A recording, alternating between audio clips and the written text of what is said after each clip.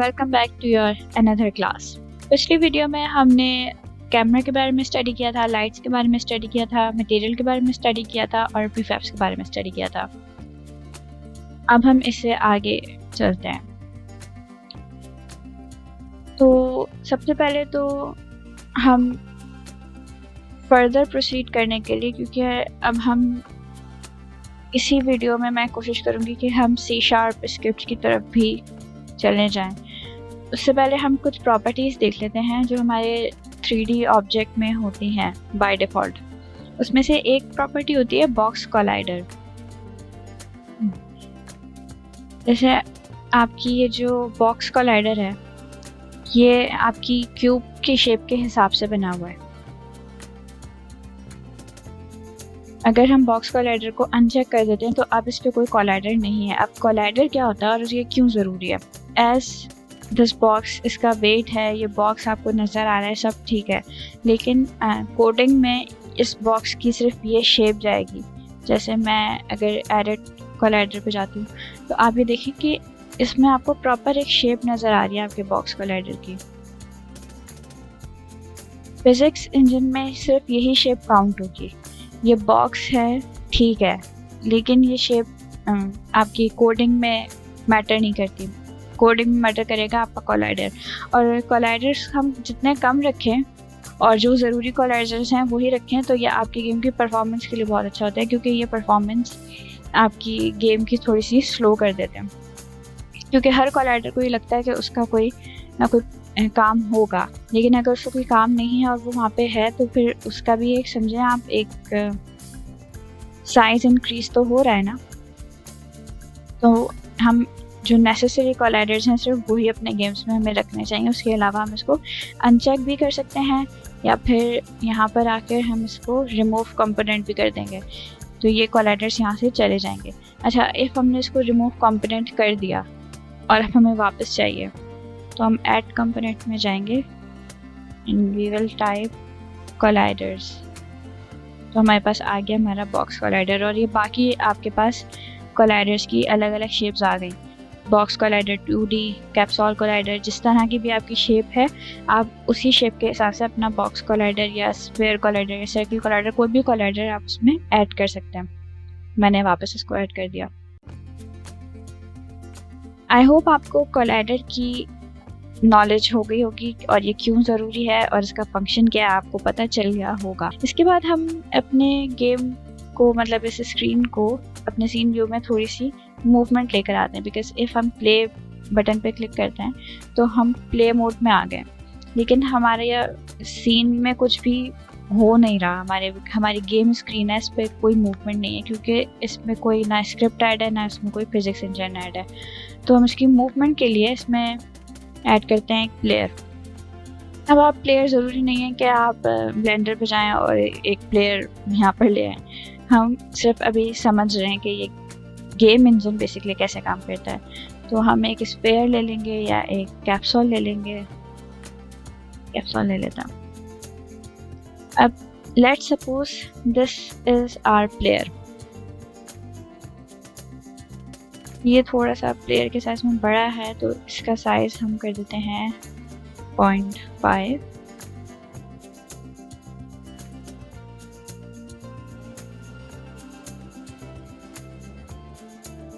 ठीक है, इसमें एक मटेरियल भी अटैच कर देते हैं क्योंकि इसमें वाइट अच्छा नहीं लग रहा। मटेरियल टैब में जाएंगे। हाँ ठीक है, अगर हम इस मटेरियल को कंट्रोल D कर दें तो हमारे पास एक न्यू मटेरियल बन गया। इसका कलर हम इस कलर का कर देते हैं, ड्रॉप कर देते हैं अपने कैप्सूल पर। ये हमारा एक लेयर बन गया। अब इसका क्या है कि हम इसको थोड़ा सा ऊपर कर देते हैं। इसमें ऐड करते हैं हम ग्रेविटी। अब हम ग्रेविटी कैसे ऐड करते हैं? हम ग्रेविटी को ऐड करने से होगा क्या, हमने इसको ऊपर इसलिए किया है कि जब हमारी ग्रेविटी इस पर अटैच हो जाए तो आप ये देखें कि ग्रेविटी का फंक्शन कैसे होता है, अगर आप किसी गेम ऑब्जेक्ट पर ग्रेविटी ऐड करते हैं तो वो कैसे परफॉर्म करेगी। यहाँ पर आएंगे, ऐड कंपोनेंट करेंगे और पुरानी सिलेक्शन में हटा देते हैं।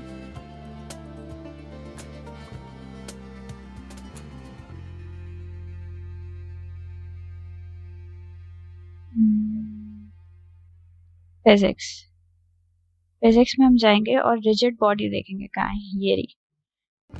इसमें रिजिड बॉडी ऐड कर देंगे। ये हमारे पास रिजिड बॉडी ऐड हो गई। अब इसका मास है 1, मतलब ये 1 kg है। Use gravity, okay. और बाकी ड्रैग हमें नहीं चाहिए और बाकी सेटिंग्स को भी हम फिलहाल ऐसे ही छोड़ देते हैं। हमने इसमें ग्रेविटी ऐड कर दिया। अब ग्रेविटी ऐड करने से क्या होता है, इफ हम इसको प्ले करते हैं, ये जाकर इस बॉक्स पे गिर गया। अभी हम प्ले मोड में ही है। मैं इसको वापस ऊपर करती हूँ, ये वापस गिर रहा है। मैं इसको फिर ऊपर कर रही हूँ, ये फिर गिर रहा है। मैं इसको फिर ऊपर कर रही हूँ, ये फिर गिर रहा है। तो आप ये देखें कि ग्रेविटी कैसे ऐड होती है।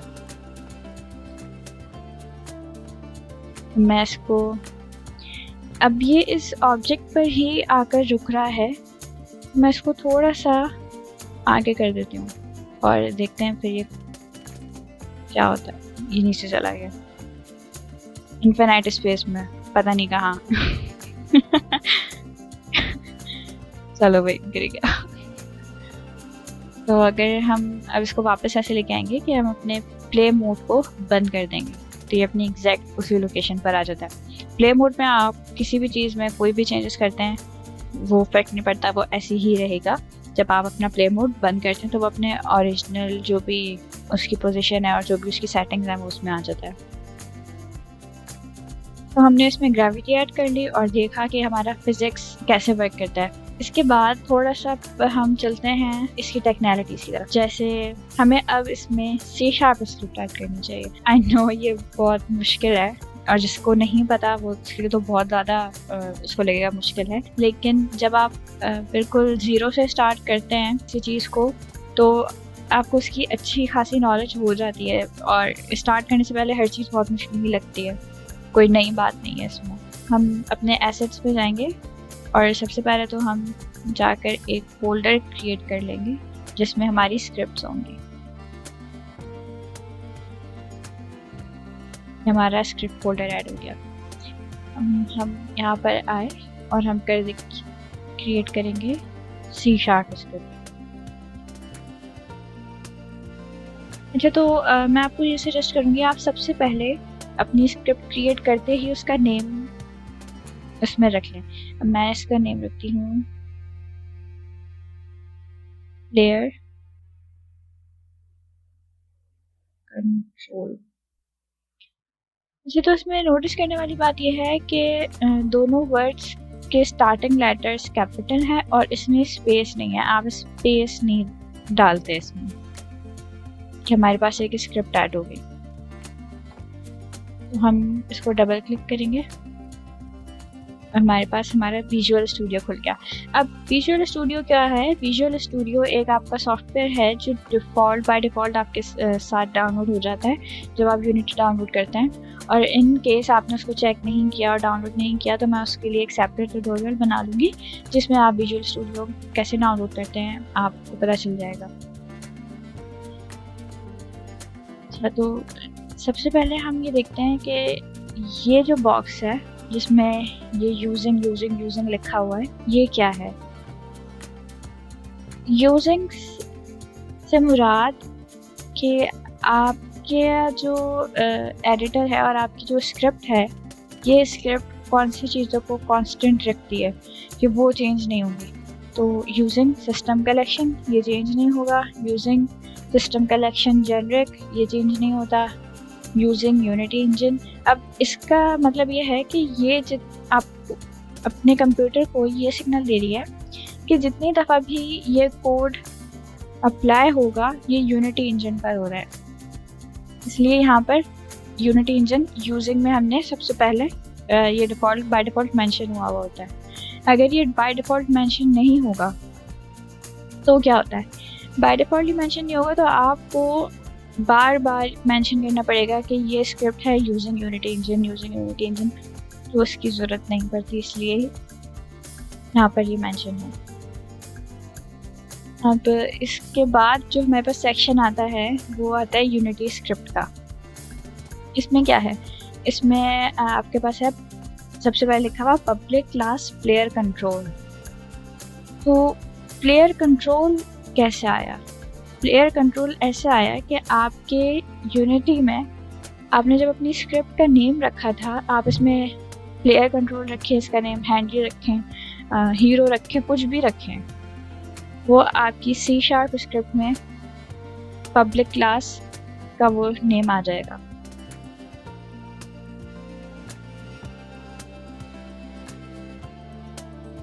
इसके बाद जब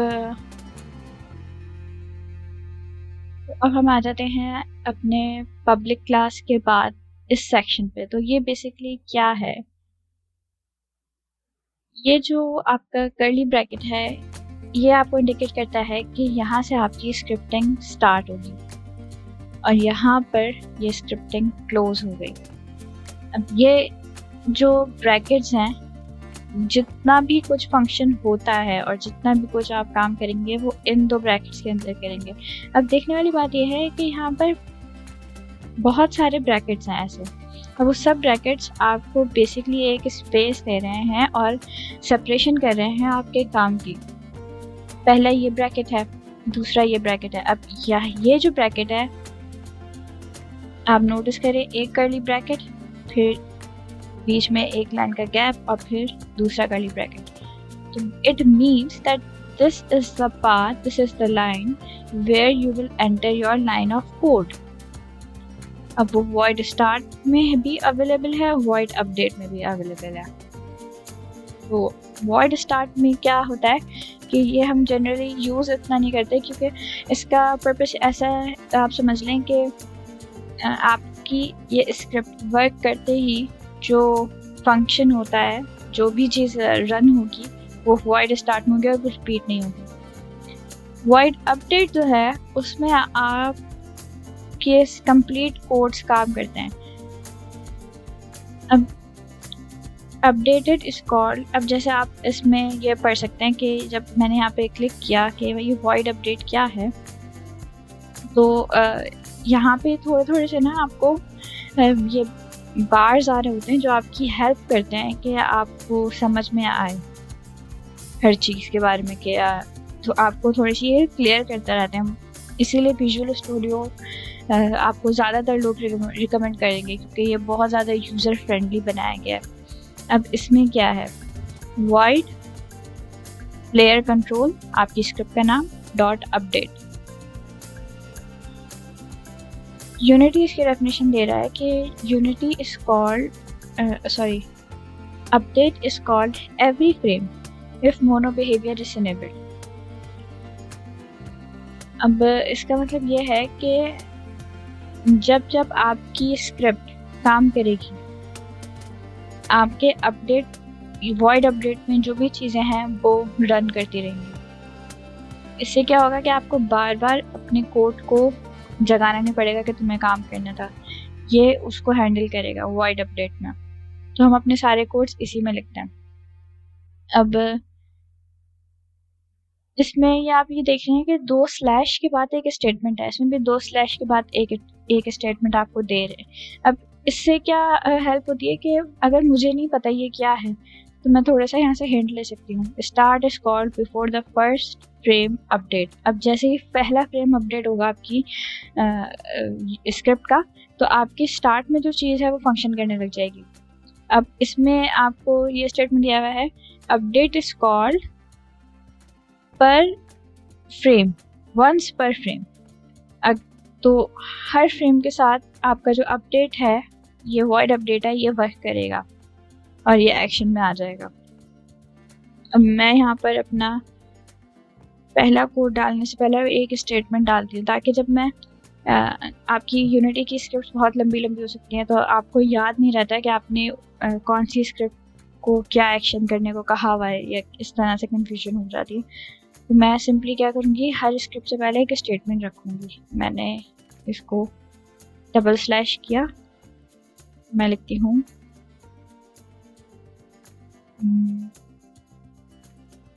I will move my capsule forward। अब हुआ क्या है कि इसको मैंने एंटर कर दिया। अब डबल स्लैश में जो भी स्टेटमेंट मैं लिखूंगी, अब जैसे मैं इसमें लिख देती हूँ कि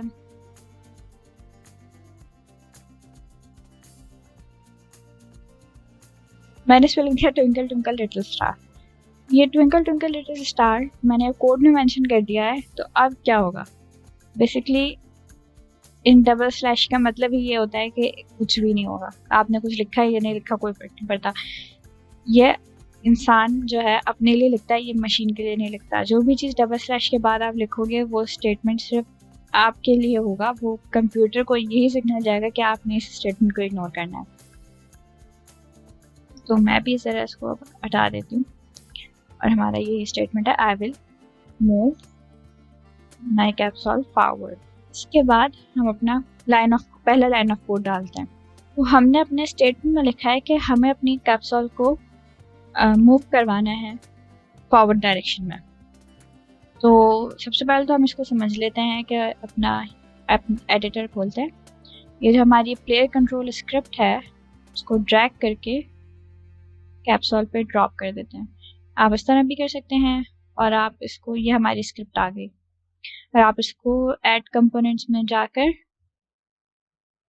स्क्रिप्ट में जाएंगे, इसको खोलेंगे तो आपके पास आपकी प्लेयर कंट्रोल स्क्रिप्ट आपको नज़र आ रही है जो आपने अभी क्रिएट किया। इस तरह भी ऐड कर सकते हैं। मुझे इसको मूव करवाना है Z डायरेक्शन में। Now this is moving forward. आप ये देख सकते हैं कि मेरी Z डायरेक्शन चेंज हो रही है। मेरी X डायरेक्शन कांस्टेंट है, मेरी Y डायरेक्शन कांस्टेंट है। ये सिर्फ Z डायरेक्शन में मूव हो रहा है और आपको नज़र आ रहा है ये मैंने इसको मूव कर दिया 3.5। तो अब ये अपनी लोकेशन से हटकर 3.5 मीटर्स आगे जा चुका है। अब आपको एक हिंट मिल गया होगा कि हमें जो कोडिंग करनी है वो हमें किस तरह से करनी है। हमें अपनी कोडिंग ऐसे करनी है कि हमें अपनी स्क्रिप्ट में यूज़ करना है transform position towards Z direction. उससे पहले हम ज़रा अपने कैमरा की पोजीशन को चेंज कर लेते हैं क्योंकि ये पोजीशन ज़रा व्यू के लिए अच्छी नहीं है।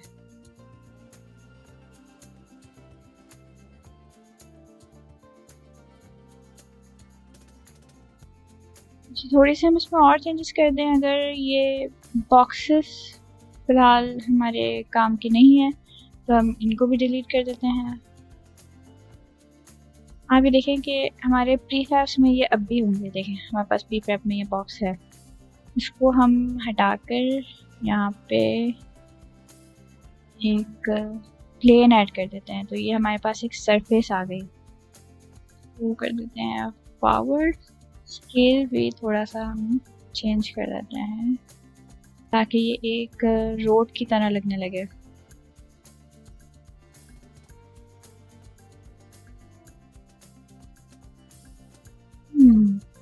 हम एक मटेरियल भी ऐड कर देते हैं। अब ये एक रेसिंग ट्रैक जैसा या एक रोड जैसा बन गया है जिसमें हम देख सकते हैं कि हमारा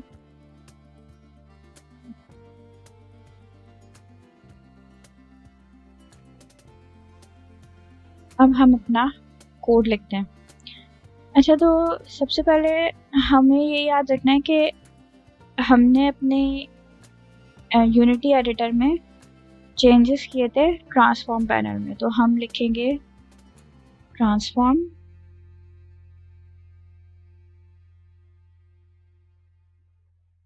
अच्छा, आप ये देखें कि यहाँ पे 2 दफ़ा ट्रांसफॉर्म लिखा हुआ है, एक कैपिटल टी में और एक स्मॉल टी में। ये बहुत ज़रूरी है, दोनों ट्रांसफॉर्म्स का मतलब अलग है। इसमें देखें transform component the transform attach to this object. दूसरा क्या है, ये क्लास सिस्टम है। ऊपर वाला था कंपोनेंट, आप इसको ऐसे भी याद रख सकते हैं कि इस पे स्क्रू ड्राइवर टाइप एक टूल बना हुआ है, ये आपका कंपोनेंट है और ये आपका क्लास है।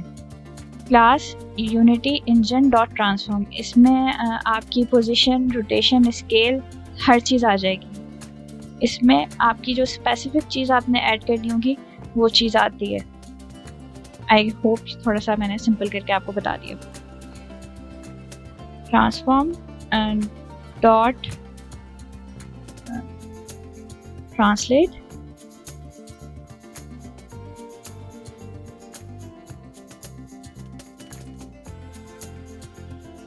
हमारे पास ये आगे सजेशन में ट्रांसफॉर्म डॉट ट्रांसलेट।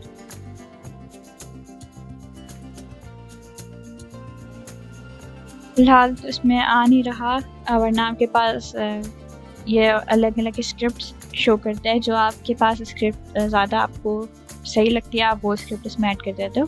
वैसे नहीं भी शो हो रहा तो भी कोई बात नहीं, हम क्या करेंगे कि इसको, ये तो अभी एक्शन मिला है कि आपने ट्रांसफॉर्म पर काम करना है। अब किस चीज़ की ट्रांसफॉर्मेशन और क्या करना है, तो हम उसको ब्रैकेट्स में अपना कोड लिखेंगे कि हमें बेसिकली चाहते क्या है। हमारा एक्स एक्सिस है, वाई एक्सिस है और जी एक्सिस है। एक्स एक्सिस हमें रखना है 0, क्योंकि हमें इसको एक्स एक्सिस में इसको मूव नहीं करना। एक्स एक्सिस मतलब आपकी जो लेफ्ट राइट नहीं करना है इसको। कॉमा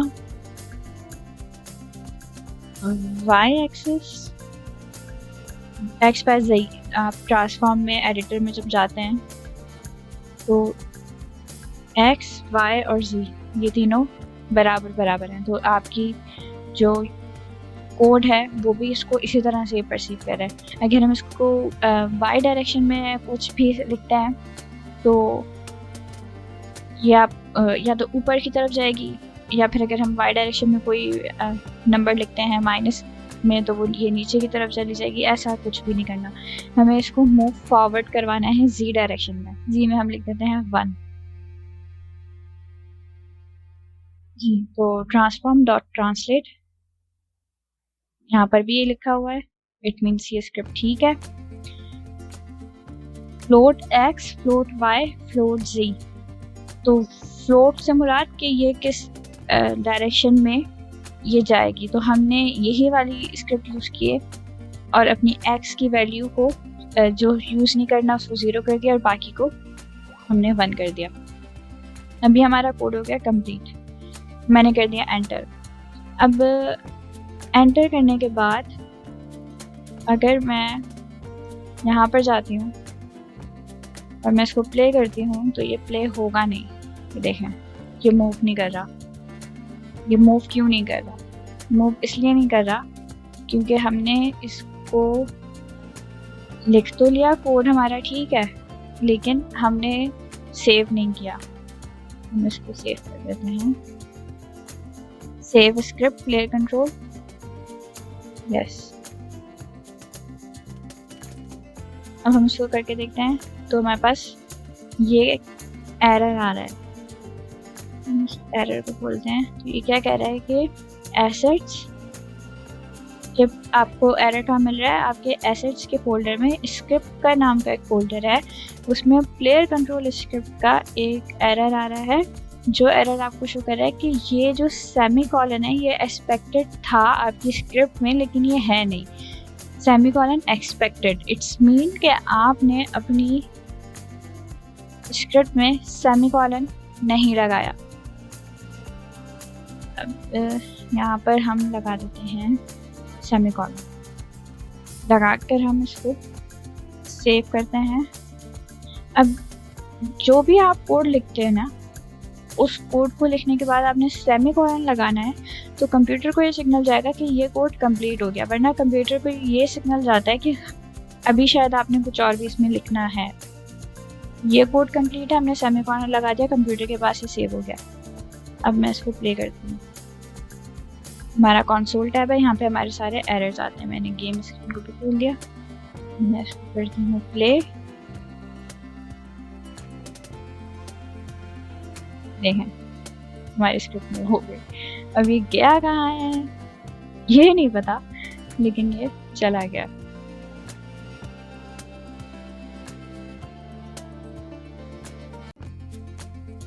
तो हमने अब तक ये चीज़ सीखी स्क्रिप्टिंग में कि आप सेमीकोलन नहीं लगा सकते तो आपकी स्क्रिप्ट काम नहीं करेगी। आपने स्क्रिप्टिंग कर ली और उसको सेव नहीं किया तो वो आपकी स्क्रिप्ट काम नहीं करेगी। और आपकी स्क्रिप्ट को आपकी जो भी प्लेयर है या जो भी आपका ऑब्जेक्ट है जिसमें आपको अटैच करना है, अगर आपने अपनी स्क्रिप्टिंग कर ली है पूरी और आपने उसमें उसको अटैच नहीं किया हुआ तो भी वो स्क्रिप्ट आपको काम करती हुई नज़र नहीं आएगी। तो ये 3 चीज़ें इसमें हमने सीखी हैं और अपना पहला हमने कोड डाला है।